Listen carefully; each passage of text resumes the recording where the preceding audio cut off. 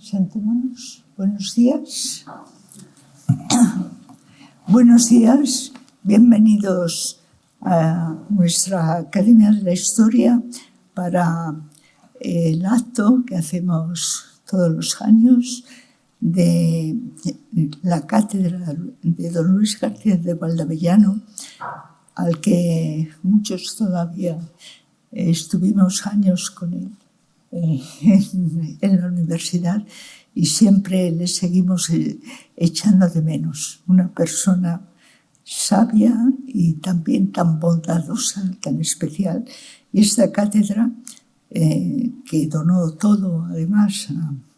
a las fundaciones y con una gran generosidad, es el recuerdo que hacemos todos los años con mucho cariño y con mucho respeto. Así que abrimos la sesión. El excelentísimo señor don Luis Ribot interviene como titular saliente de la cátedra.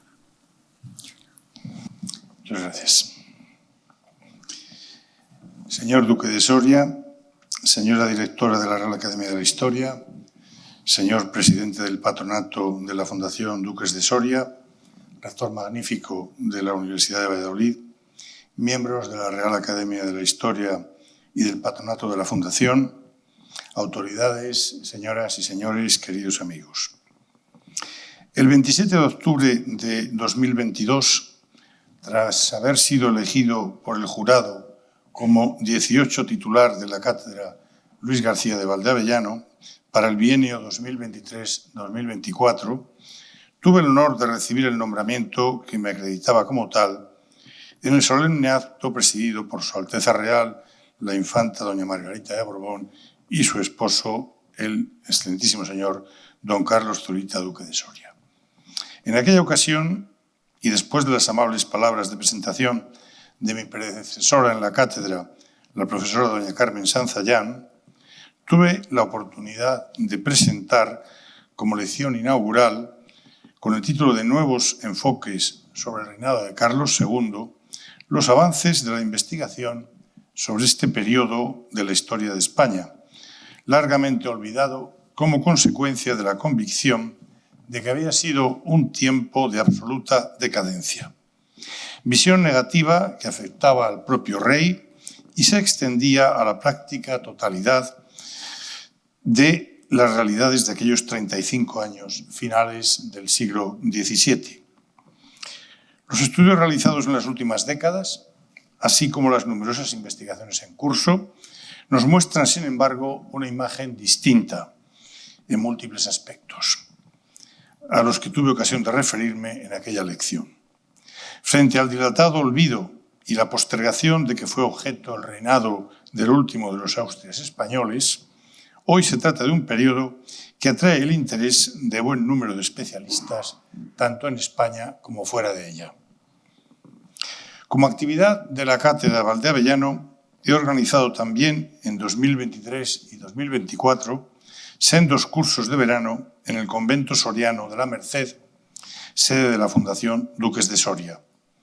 En ambos casos, gracias al respaldo y la colaboración generosa y eficaz de la Fundación, los participantes hemos podido disfrutar de la bella ciudad de Soria, siempre atractiva, y aún más en los comienzos de julio, cuando sus moderadas temperaturas facilitan esa agradable combinación de trabajo y descanso característica de los cursos de verano, incrementada en este caso por el atractivo monumental y turístico de dicha ciudad y sus alrededores. Una grata compensación después de los duros meses académicos de mayo y junio. El año 2023, entre los días 5 y 7 de julio, el curso reunió a 16 profesores e investigadores con el tema de fondo Letras en batalla, historia política de la cultura hispana entre barroco e ilustración. Se trataba de estudiar los diversos conflictos que se producen en este amplio espacio de tiempo, no desde el punto de vista bélico, sino desde el político, ideológico y cultural, lo que nos permitió analizar cuestiones tan variadas como la querella entre antiguos y modernos, el estoicismo, en cuanto a actitud vital frente a una realidad insatisfactoria, y también las batallas de ideas sobre formas políticas, las diversas actitudes ante el cambio dinástico en textos y escritos de toda índole, las guerras de plumas, prensa, libelos, publicística, etc., y cualquier otro tipo de escrito tendente a defender o atacar una postura en los terrenos de la política, la economía, la religión o el conocimiento. El segundo curso, entre los días 3 y 5 del pasado mes de julio, contó con la participación de 14 profesores e investigadores y tuvo por título El taller del historiador, reflexiones sobre método y escritura de la historia moderna. Se trataba de analizar, confrontar y debatir sobre los trabajos y métodos de los diversos participantes,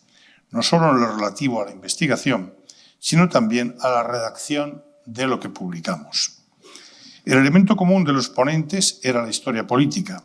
con una especial dedicación al periodo de tránsito entre los siglos XVII y XVIII, que coincide en España con el cambio de dinastía, la guerra de sucesión y toda la problemática que ambas generaron.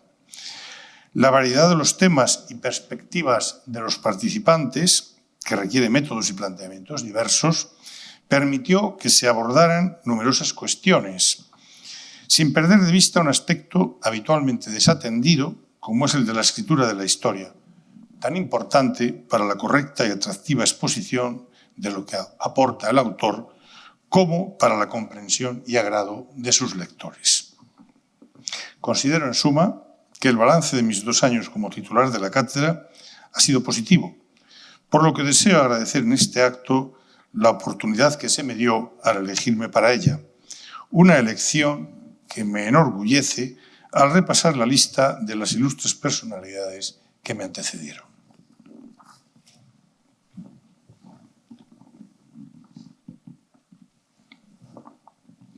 Me cabe hoy el honor de presentar a doña Amparo Alba Cecilia, quien me sucede como 19 titular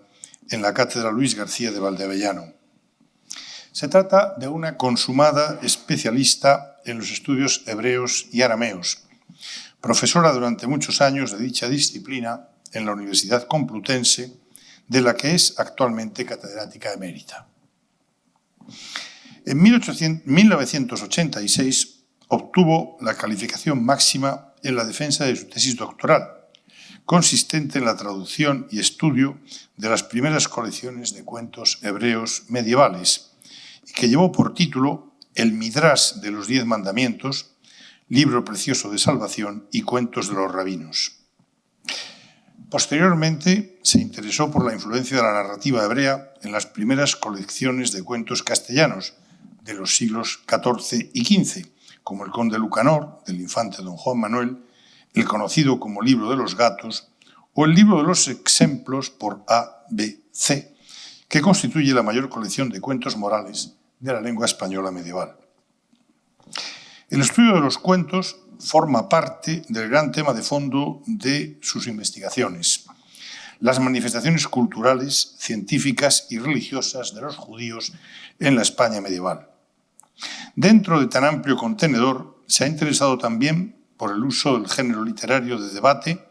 y su distinto tratamiento en los tratados de las 3 culturas que coexistieron en la península durante la Edad Media. Así, ha analizado y clasificado los varios tipos de debate existentes en la literatura hispano-hebrea,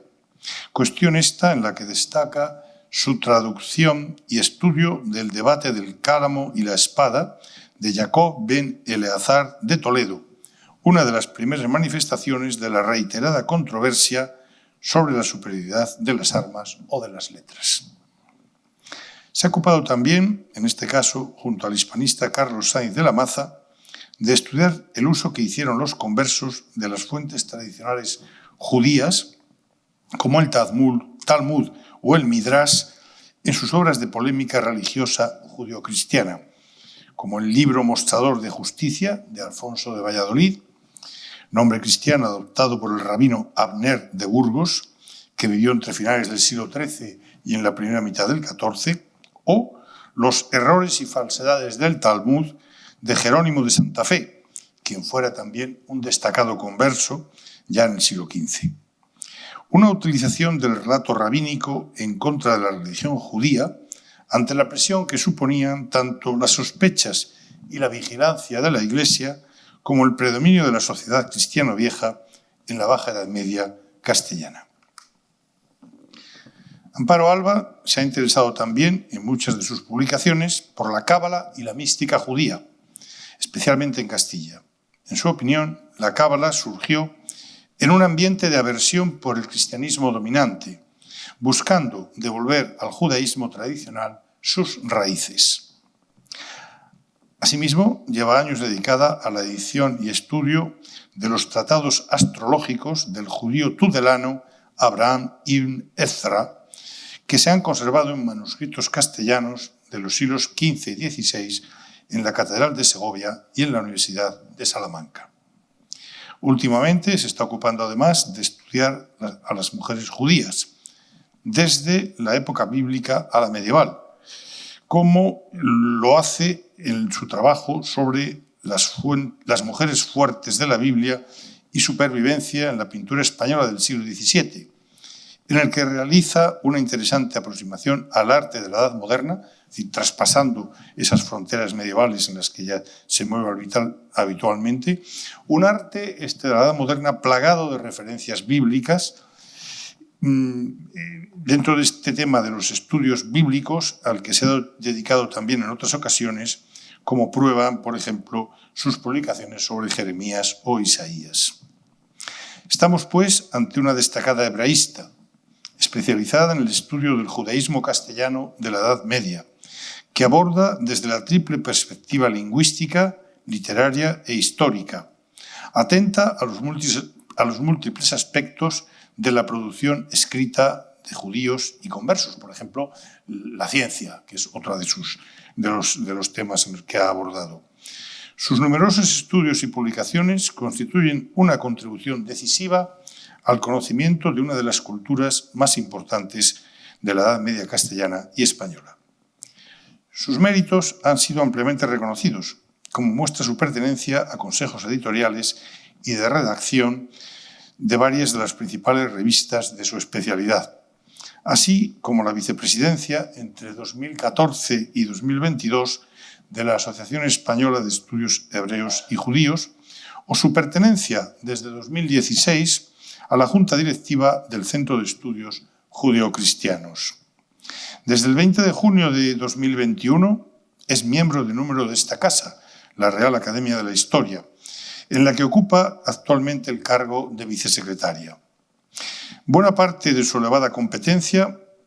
se muestra en el discurso de ingreso que leyó en aquella ocasión. De hebraísmo y hebraístas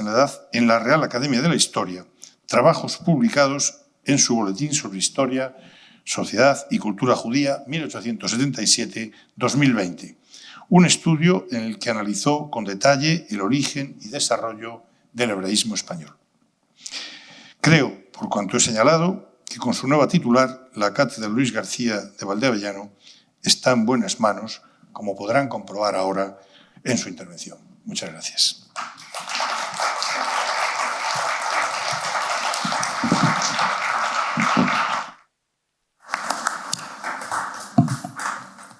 Muchas gracias, don Luis, por esta magnífica presentación y por todo lo que ha trabajado en estos 2 años. Muy enhorabuena. Y ahora la excelentísima señora se entrega a la excelentísima señora doña Amparo Alba Cecilia el diploma que la acredita como 19 titular de la cátedra.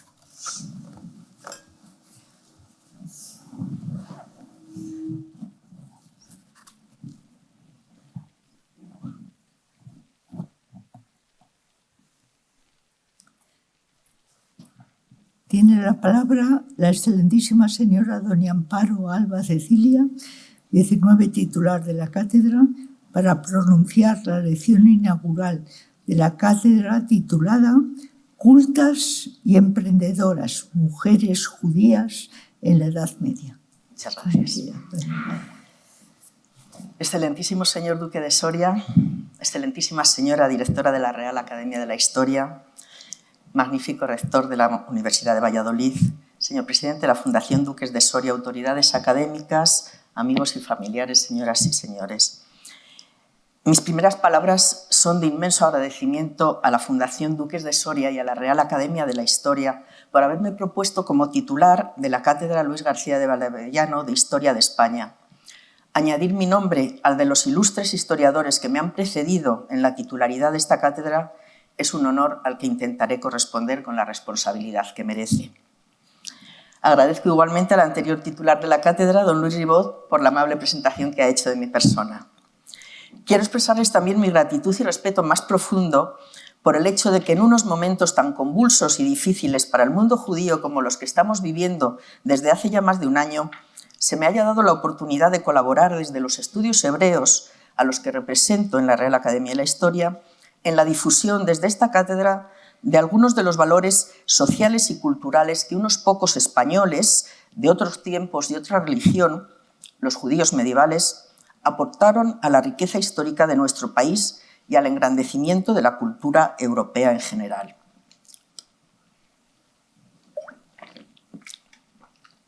Como afirmaba don José Amador de los Ríos en la introducción de su obra Historia social, política y religiosa de los judíos de España y Portugal, cito textualmente, difícil será abrir la historia de la península ibérica, ya civil, ya política, ya religiosa, ora científica, ora literalmente considerada, sin tropezar en cada página con algún hecho o nombre memorable relativo a la nación hebrea, a cerca de 2000 años errante y dispersa en medio de las demás generaciones.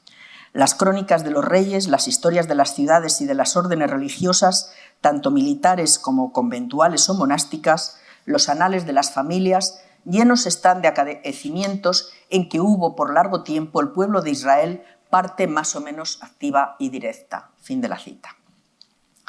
Aprovechando esta ocasión que se me presenta hoy, expondré a continuación un tema relativamente novedoso y que sigue planteando muchos retos para el investigador por la escasez de fuentes documentales e historiográficas judías de la época, el de la vida cotidiana de las mujeres judías medievales, su estatus familiar y social en los distintos contextos históricos, geográficos y religiosos en los que transcurrió su vida. Afortunadamente, en los últimos 30 años, la investigación sobre la historia de las mujeres judías en la Edad Media se ha visto enriquecida gracias a nuevos avances metodológicos que incluyen la búsqueda, estudio e interpretación de fuentes textuales de todo tipo y que han permitido esbozar un cuadro de la situación de estas mujeres en entornos familiares y comunitarios y en contextos religiosos, geográficos y culturales tan diferentes como el mundo islámico y oriental o el cristiano y occidental. Estos estudios han revelado la existencia de algunas mujeres cultas y emprendedoras que salieron del estricto marco privado del hogar y se incorporaron a la vida pública, donde desempeñaron actividades laborales de modo autónomo, similares a las de los varones, por las que llegaron a obtener en muchas ocasiones el respeto y la consideración de sus contemporáneos.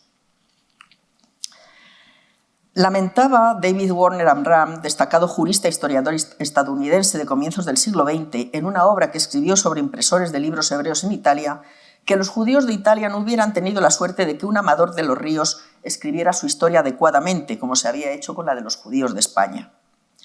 Ahora, más de 100 años después, podemos confirmar que la historia del judaísmo medieval, tanto en la Europa cristiana como en el Oriente Islámico, está razonablemente bien documentada, aunque son todavía muchas las carencias relacionadas con la vida cotidiana de esa microsociedad, como la definió nuestro querido y admirado maestro don Luis Suárez, y en especial con la de la minoría silenciosa representada por sus mujeres. Aunque la Misná y el Talmud contienen una amplia y pormenorizada reglamentación sobre el papel de la mujer judía en la vida religiosa, familiar y económica, es difícil determinar hasta qué punto esta legislación rabínica conocida como halajá fue rigurosamente seguida por las distintas comunidades judías medievales que, mediatizadas por un contexto sociocultural muy diferente, necesitaban una respuesta rápida y concreta a los problemas de índole religiosa, moral o práctica que afrontaban a diario. Serán precisamente los rabinos locales los encargados de dar respuesta a estos problemas. Se conoce con el nombre latino de responsa, o el hebreo sheelot uteshuvot, es decir, preguntas y respuestas, al inmenso corpus literario formado por la correspondencia entre los demandantes y las autoridades rabínicas. El estudio minucioso de los responsa rabínicos de los siglos XI al XIV han aportado una nueva luz sobre la vida cotidiana, las ocupaciones y negocios de los judíos corrientes y las relaciones morales y sociales de la época. Así, por ejemplo, contienen bastantes referencias al papel activo en temas económicos de muchas mujeres en la Europa cristiana y a la libertad de acción con respecto a sus relaciones comerciales con hombres judíos o gentiles. El más importante de los comentaristas medievales de la Biblia y el Talmud, Rabbi Shlomo ben Yishak de Troyes, más conocido por el acrónimo de Rashi, señalaba en uno de sus comentarios que, cito textualmente, una mujer puede hacer 4 cosas a la vez: cuidar el huerto, hilar lino, enseñarle una canción a otra mujer por dinero y empollar huevos de gusanos de seda en su pecho. Este texto constata que aunque la vida de la mujer judía medieval, como la de la mayor parte de las mujeres de su entorno, se desarrollaba principalmente en el espacio doméstico de la familia, era habitual que la mujer contribuyera activamente a mejorar la economía doméstica, realizando todo tipo de tareas que repercutían en la riqueza familiar, hasta el punto de llegar a convertirse en la verdadera cabeza de familia, como se deduce de un dictamen del rabino del siglo X, Meshulam ben Calónimo de Luca, al refrendar la costumbre de los judíos de nombrar a sus esposas como dueñas de sus posesiones. El descubrimiento de la Genisá del Cairo a finales del siglo XIX y los estudios llevados a cabo sobre su enorme biblioteca por el orientalista Shlomo Dov Goitein han supuesto un avance significativo en el conocimiento de los aspectos sociales, culturales, económicos y religiosos que configuraron la vida cotidiana de las comunidades judías medievales en el área dominada por el Islam a ambos lados del Mediterráneo. En su obra, A Mediterranean Society, logró reconstruir con extraordinaria perspicacia histórica la vida de estas comunidades, tal como se reflejaba en los documentos de la Genisá. En el tercer volumen, cuyo contenido temático es la familia, dedica un capítulo al mundo de las mujeres, que se ha revelado como un trabajo pionero sobre la vida pública y privada de las mujeres dentro y fuera del entorno del hogar, y ha sido el punto de partida para nuevas investigaciones sobre la vida de estas mujeres judías en la Edad Media, que desde una perspectiva feminista y un enfoque interdisciplinario se han llevado a cabo en los últimos años. Judith Baskin, profesora de estudios judíos en la Universidad de Oregón, ha encabezado estos estudios con la publicación en 1998 de su obra antológica Jewish Woman in Historical Perspective, una colección de ensayos que abordan diversos aspectos relacionados con la mujer judía desde la época bíblica hasta nuestros días. Imprescindible para el estudio y conocimiento de las comunidades judías europeas es la obra del profesor de Historia Judía de la Universidad Hebrea de Jerusalén, Abraham Grossman, titulada Piadosas y rebeldes, mujeres judías en la Europa medieval, publicada en 2001 en hebreo y en 2004 en una versión inglesa más abreviada. Se trata del primer estudio que aborda de manera íntegra el tema de la mujer judía en Europa durante la Alta Edad Media. Estas obras han abierto el camino a numerosos estudios parciales y monografías sobre distintos aspectos relativos a la mujer judía en los distintos entornos en que vivió, tanto en tierras del Islam como en la Europa cristiana. Todos estos estudios han contribuido a desvelar las realidades de la vida de unas mujeres hasta entonces invisibles y los complejos vínculos culturales o sociales que marcaron su existencia, y han puesto de manifiesto que el estatus de la mujer judía medieval no era unívoco, que dependía de varios factores externos, como la influencia de la sociedad islámica o cristiana en la que vivían y el nivel económico y cultural de su familia. Se ha probado que una parte importante de las mujeres que calificamos como cultas y emprendedoras pertenecían a familias con un alto estatus económico, social y cultural. Eran hijas o esposas de líderes comunitarios a las que sus padres o familiares se ocuparon de proporcionar una educación similar a la de los varones. Como el estudio de la Torá es el principal precepto bíblico que debe cumplir el hombre judío, el padre se encargaba de que sus hijos aprendieran a leer y escribir en hebreo para tener acceso a sus libros sagrados y poder participar activamente en la liturgia sinagogal. Pero al estar exenta la mujer de cumplir este precepto bíblico y de participar en la oración sinagogal, se descuidó su educación en las capas más bajas de la sociedad, lo que contribuyó sin duda a su discriminación.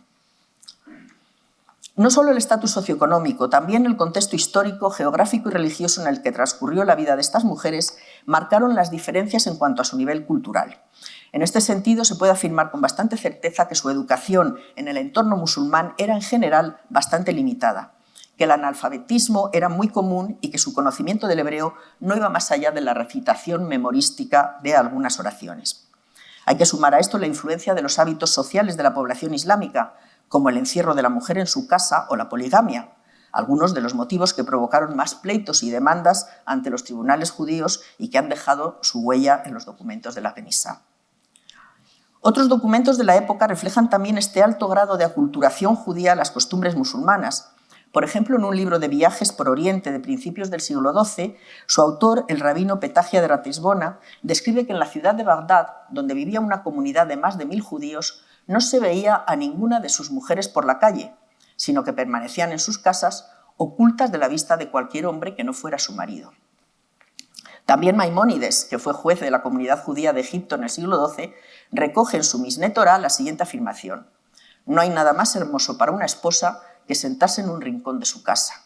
advirtiendo a continuación que el marido debe proporcionarle un manto o velo con el que cubrirse para salir a la calle cuando sea necesario, porque, continúa diciendo, una mujer en casa no está confinada en una cárcel de la cual no pueda entrar ni salir. Sin embargo, y a pesar de todo lo dicho, se han conservado algunos testimonios de mujeres cultas en el mundo islámico, eruditas en Torá y en otras áreas del conocimiento. El mencionado Rabí Petahia da noticia en su libro de viajes de una mujer de gran cultura, hija única de un destacado erudito, el Gaón Samuel Ben Ari, que presidió la Academia de Bagdad durante más de 30 años y del que cuenta que no tenía hijos varones, sino solo una hija experta en las escrituras y el Talmud, la cual enseñaba la Biblia a los jóvenes a través de una ventana para que no la pudieran ver. Hija y esposa de eruditos por su matrimonio con Zacarías Ben Berajel, que sucedió a su padre en el cargo, la hija de Samuel Aleví, a pesar de su anonimato, alcanzó el reconocimiento de sus contemporáneos, como el gran poeta babilónico Eleazar Ben Jacob Abablín, que lloró su muerte en varias elegías en las que la describe como una preciosa benefactora, fuente de sabiduría y esplendor para el pueblo, ojos para los ciegos y lengua para los mudos. Tanto los detalles que aporta el viajero del siglo XII en su libro como las elegías del poeta del siglo XIII confieren veracidad a esta personalidad. Otro factor que influye sobre el nivel social y cultural de estas mujeres es su hábitat, rural o urbano. Las mujeres de clase media, que vivían principalmente en los núcleos urbanos como Alejandría, Fustat o El Cairo, gozaban de una mayor libertad de movimientos y de privilegios en el ámbito económico, mucho más de lo que las estrictas leyes rabínicas establecían. Así lo confirma la abundante y variada documentación encontrada en la Genizá sobre mujeres autónomas y emprendedoras, como la hija del banquero judío Amar de Alejandría, de nombre Karima, pero más conocida como Busha al-Dalala, la banquera. Su biografía, reconstruida a partir de su testamento y de varios documentos judiciales, atestigua que nació a finales del siglo XI y murió poco después del año 1100, que pasó la mayor parte de su vida en El Cairo y que tuvo una hija de su primer marido y un hijo de una relación adúltera con un musulmán. Busha fue una de las principales representantes del mundo de los negocios en El Cairo, lo que le obligaba a comparecer a menudo ante los tribunales por sus actividades comerciales. Es el prototipo de mujer de negocios independiente y exitosa que manejaba grandes sumas de dinero como prestamista y corredora financiera y que se desenvolvía con facilidad en el mundo de los hombres. La Genizá conserva varios registros relativos a sus negocios, inversiones, préstamos y participaciones en distintas empresas comerciales ultramarinas. Sin embargo, su fama no se debe solo a su exitosa carrera empresarial, sino también a su vida escandalosa, que desafiaba todas las convenciones sociales y sexuales de su época. Pero su herencia fue duradera, porque muchos años después de su muerte todavía era mencionada en documentos legales relacionados con su hija y su nieta. La abundantísima correspondencia epistolar, comercial o personal hallada entre los documentos de la Genizá ha permitido establecer con certeza que la principal actividad de los judíos asentados en Egipto era el comercio internacional, profesión que implicaba largos viajes al extranjero por tierra y mar. Los intercambios epistolares entre miembros de familias que se enfrentaban a estas largas separaciones son una ventana abierta a la vida de las madres, esposas, hijas o hermanas que compartían con sus seres queridos en la lejanía sus necesidades, tristezas o alegrías. Aunque lo más probable es que la mayor parte de las cartas, debido a la limitada alfabetización de las mujeres, fueran escritas en su nombre por algún hombre de su entorno que actuaba como escriba familiar, hay algunas que tanto por el tono de intimidad empleado entre unos cónyuges, por ejemplo, como por el uso de un registro más bajo del habla, una fraseología más coloquial, parecen claramente escritas por mujeres. Entre estas citaré la carta de una mujer llamada Miriam a su hermano Moisés, en la que en un tono íntimo y familiar le pide que ejerza su influencia social para localizar el paradero de su querido hijo, del que no tiene noticias desde hace tiempo. Describe su gran angustia y le pide encarecidamente que contacte con él y le convenza para que la escriba. La remitente no es otra que la hermana de Maimónides, el jefe de la comunidad judía y el destinatario de la carta. También parece ser la autora física de la carta una joven madre moribunda que escribe a su hermana para pedirle que se haga cargo de su niña y suplicarle que se esfuerce por darle una buena educación siguiendo el ejemplo que les había dejado su piadosa madre. La afirmación ampliamente extendida del bajo nivel cultural de las mujeres judías en contexto islámico se ve, sin embargo, cuestionada por las menciones en diversas fuentes textuales a mujeres que no solo sabían leer y escribir, sino que incluso trabajaban como maestras, no solo de primera enseñanza, también como expertas en Biblia. A ellas se refieren estos registros como mualimat, maestras, y una de ellas, que habitaba en Fustat, escribió a Maimónides, el juez, para que actuara judicialmente en un caso de conflicto matrimonial. En su demanda expone que ante las sucesivas ausencias prolongadas del marido por viajes de negocios y la falta de medios económicos en el hogar, tuvo que hacerse cargo de la manutención de sus hijos y que con la ayuda de su hermano empezó a trabajar como maestra de Biblia, oficio que le proporcionaba un buen número de alumnos y unas ganancias suficientes para mantener a su familia. Cuando muchos años después regresó el marido, le exigió que dejara su trabajo de maestra y se dedicara, textualmente, a cumplir con los deberes que las hijas de Israel deben realizar por sus maridos, es decir, a atenderle a él. Como ella se negara, el marido recurrió al juez y también ella reclamó, presentando una carta en la que describía minuciosamente las penalidades que había tenido que afrontar por culpa del abandono de ese hombre que nunca le había proporcionado comida o ropa, ni hizo para ella nada de lo que estipulaba la Torá, y que ahora pretendía que dejara su forma de ganarse la vida para ocuparse de él. Todavía tenemos otra mujer erudita en Biblia y ciencia religiosa que aparece mencionada en el libro de la tradición, Sefer HaKabalah, del filósofo historiador toledano del siglo XII, Abraham ibn Daud. Se trata de la esposa del líder caraíta, Abul Taras, conocida también como la maestra, al-Mualima, una mujer experta en Biblia que tras la muerte de su marido, hacia el año 1050, llegó a ser reconocida como líder de la secta caraíta por sus seguidores.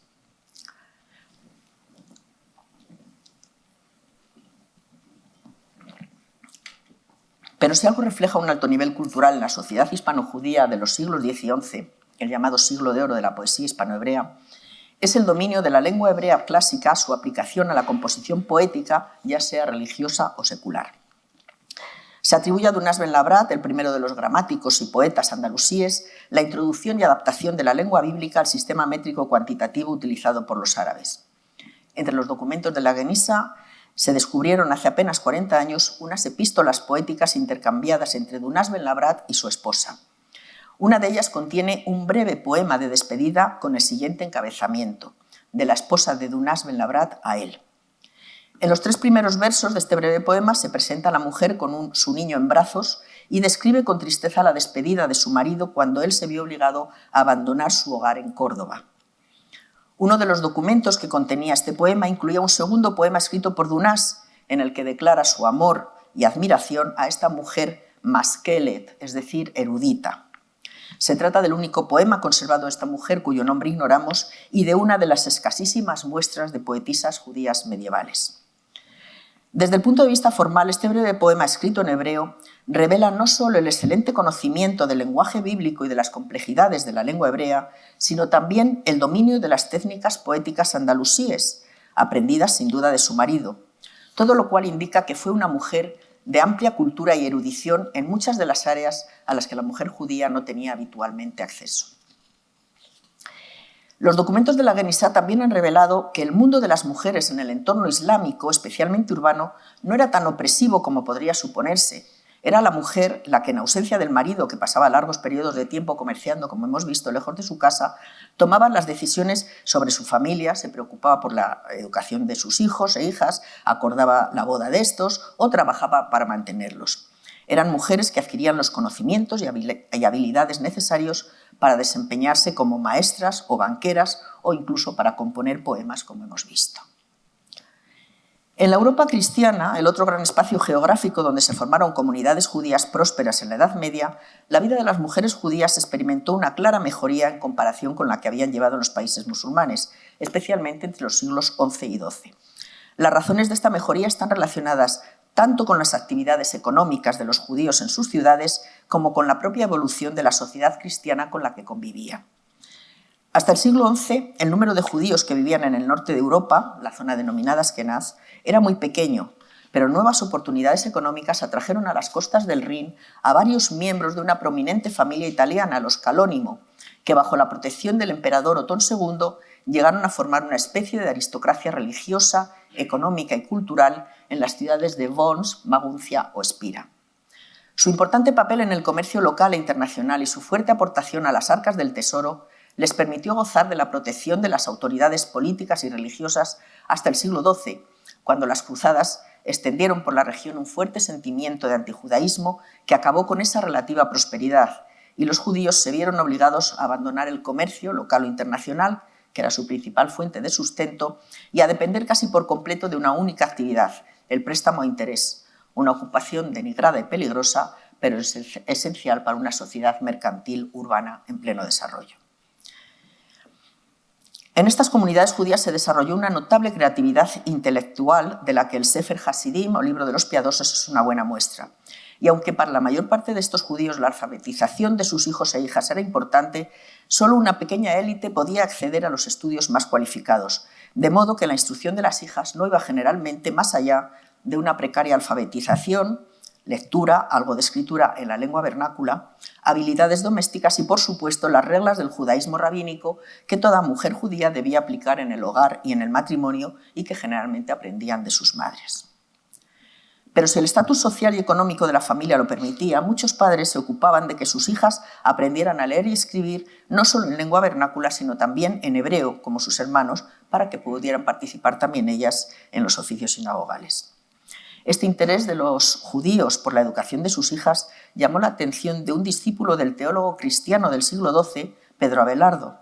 Este discípulo criticaba la falta de interés por los estudios religiosos entre los cristianos y lo contrastaba con el fervor de los judíos hacia Dios y su amor a la Torá, pues argumentaba, envían no solo a sus hijos, sino también a sus hijas a aprender las Escrituras, no por motivo de lucro, como hacen los cristianos, sino para comprender la ley de Dios.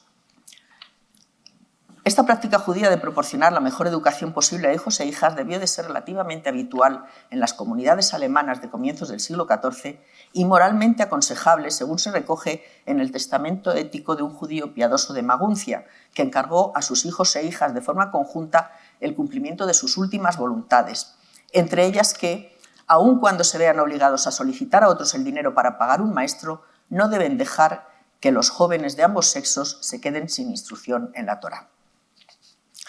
La ordenanza misnaica, que prohibía a los padres enseñar Torá a sus hijas porque era como enseñarles promiscuidad, fue no solo cuestionada, sino también ignorada por los judíos de la alta sociedad en Askenaz, que promovían el estudio de la Torá e incluso del Talmud por sus hijas. Esta actitud acercaba a las jóvenes al mundo de la cultura y las situaba en igualdad de condiciones que sus hermanos varones. Muchas de estas mujeres demostraron su superioridad cultural no solo en los conocimientos de la Torá, sino en otras muchas facetas, como veremos más adelante.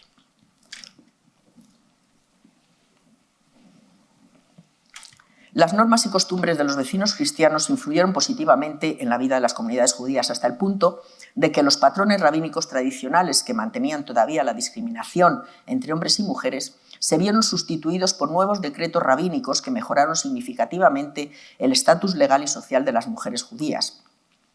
como los emitidos por el rabino Gerson ben Yehudá a principios del XI, que prohibían la poligamia o el divorcio contra la voluntad de la esposa. El decreto de Rabbi Jacob Tam, un siglo más tarde, que limitaba el periodo de ausencia del marido en viajes de negocios a un máximo de año y medio, sin el consentimiento de su esposa, o el edicto de Rabbi Meir de Rotemburgo en el siglo XIII contra el maltrato hacia la mujer, que disponía lo siguiente: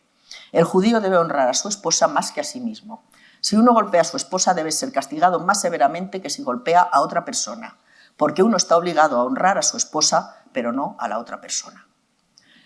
Uno de los principales factores que incidieron en la mejora del estatus de las mujeres en Askenaz fue la estipulación de una elevada dote en los contratos matrimoniales. Una dote elevada garantizaba a la mujer una posición destacada en su hogar y una seguridad financiera, ya que con el capital que ella aportaba al matrimonio podía participar de forma independiente en actividades comerciales, lo que le proporcionaba un papel importante en la sociedad.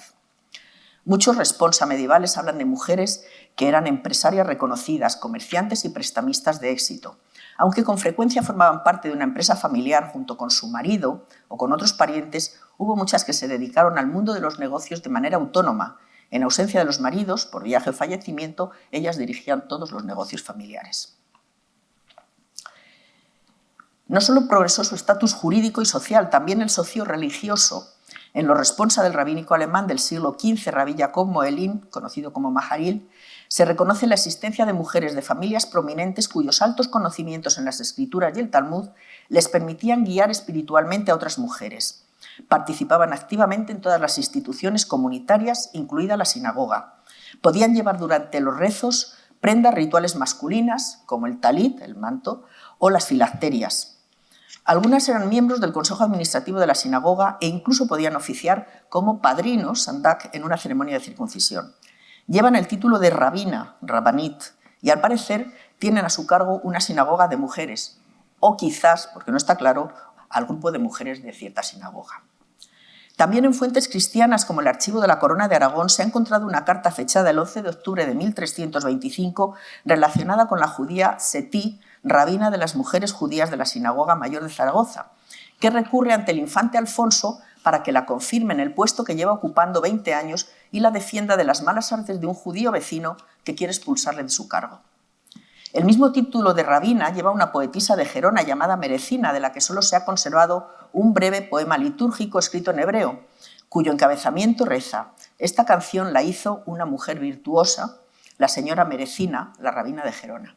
Su nombre aparece en acróstico al inicio de cada verso y no sabemos nada más de ella ni de la fecha de composición del poema, que sigue la técnica de los poetas clásicos hispano-judíos, con metro y rima y con inserción de citas bíblicas en casi todos los versos, lo que nos hace pensar que se trataba de una mujer de exquisita cultura, con dominio de la lengua hebrea y profundo conocimiento de la Biblia, es decir, de una mujer educada realmente para el rabinato.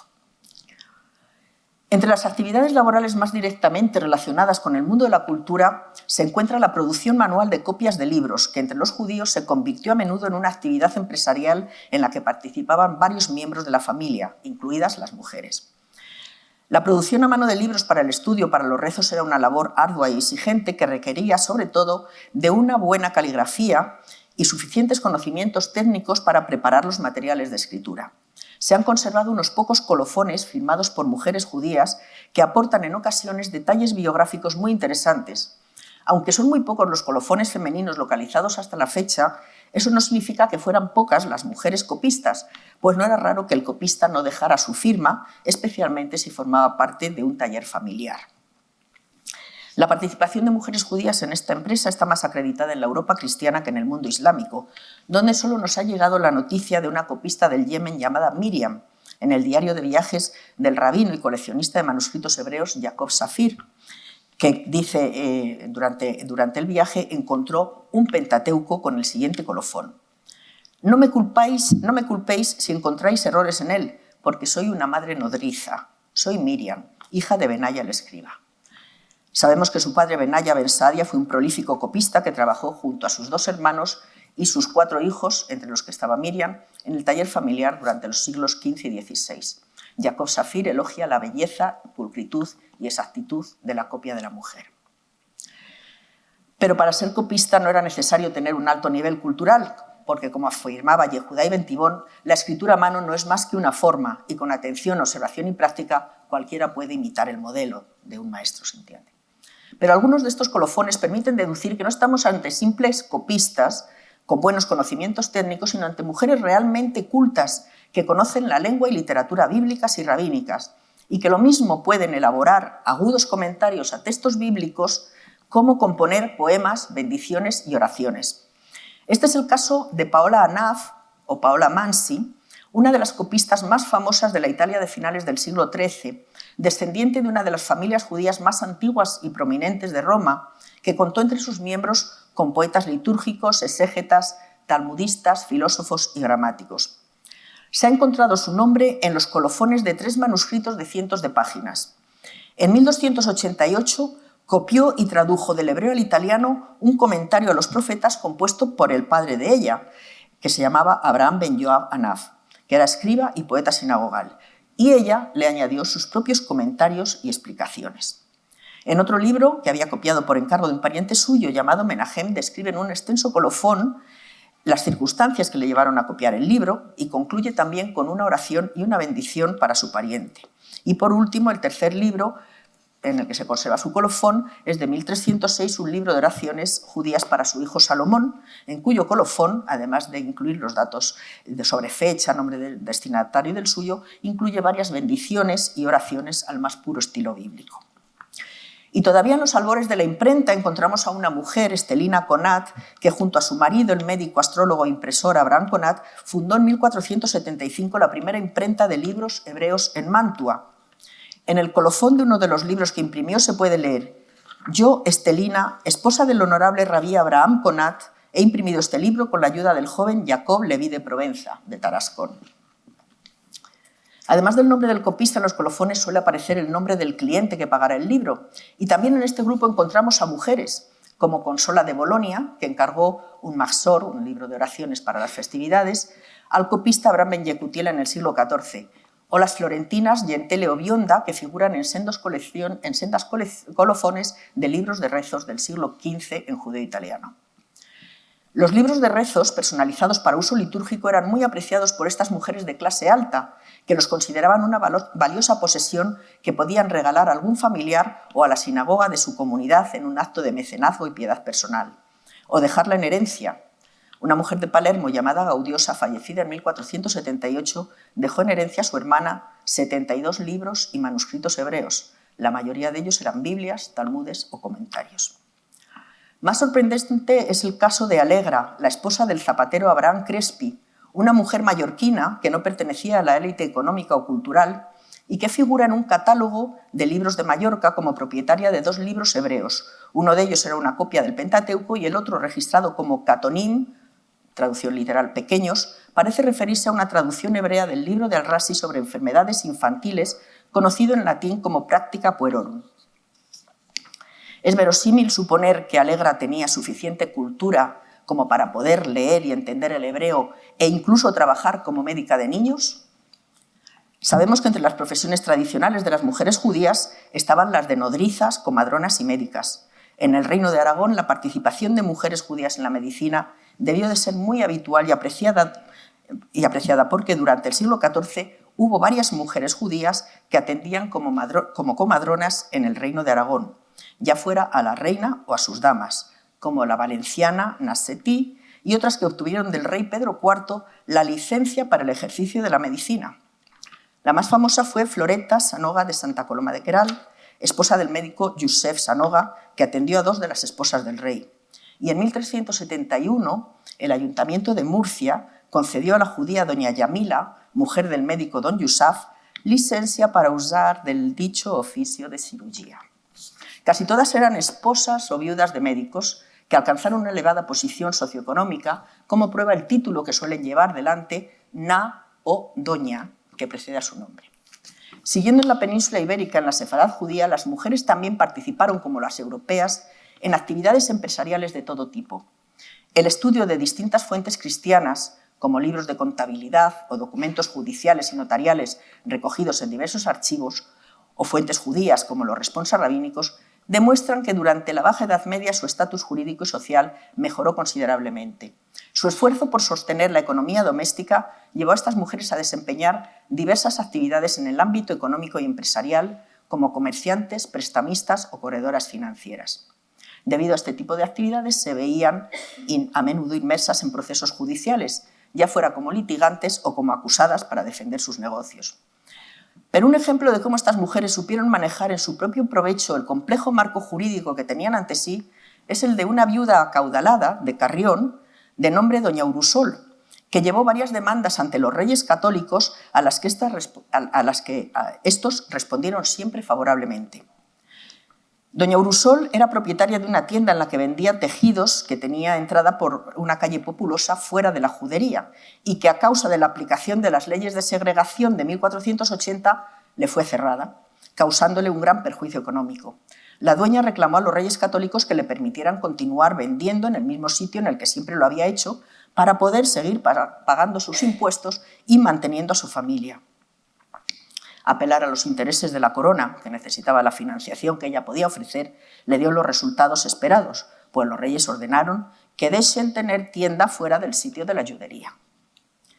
Es evidente que doña Urusol, como muchas otras viudas judías en la Europa cristiana, desempeñaba labores crediticias. Las viudas tenían derecho a cobrar su dote y el dinero de su ketubá, de su contrato matrimonial, después de la muerte de su marido. Además, en las clases más acomodadas, los maridos podían hacer herederas a sus mujeres eludiendo la ley judía que les negaba ese derecho y, para más seguridad, escribir su testamento en latín para que lo refrendara un tribunal cristiano.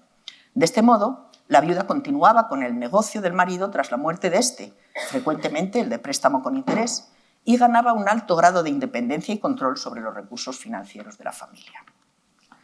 Dos de los libros de contabilidad judíos conservados en el Archivo General de Navarra, que registran los préstamos relativos a los siglos XIII y XIV, pertenecen a mujeres e incluyen listas de préstamos y propiedades pertenecientes a unas viudas judías. Este fenómeno no es exclusivo de Navarra, como siguen mostrando los estudios sobre archivos y documentos notariales de otros reinos, sino que se trata de un fenómeno muy extendido y aceptado socialmente. No obstante, los mismos registros demuestran que el número de mujeres prestamistas era muy inferior al de hombres y sus negocios, en la mayor parte de los casos, se limitaban a pequeños préstamos a otras mujeres. Tanto por su número como por el nivel de sus negocios, las mujeres judías prestamistas en los reinos hispánicos no se pueden comparar con sus homólogas en otros lugares de Europa, como Pulserina de Blois, que mantuvo relaciones financieras con miembros de la corte francesa durante el siglo XII, o Licoricia de Winchester, viuda de uno de los hombres más ricos de la Inglaterra del siglo XIII, que tuvo tratos comerciales directos con el rey Enrique III de Inglaterra. Bien, he querido con esta breve presentación ofrecer una muestra de la vida y logros de algunas de las mujeres judías durante la Edad Media en las distintas zonas geográficas, culturales y religiosas en las que transcurrió su vida. Gracias a nuevas y variadas fuentes de investigación, en las últimas décadas se ha revelado la existencia de una minoría oculta hasta entonces, la de las mujeres judías medievales, que callada y discretamente casi siempre desempeñaron papeles vitales y a menudo autónomos para el sustento de su familia. Y esto tuvo un impacto decisivo en la mejora de su estatus, que en determinados momentos y lugares les proporcionó una gran igualdad con los hombres, no solo en privilegios, sino también en obligaciones. Muchas gracias.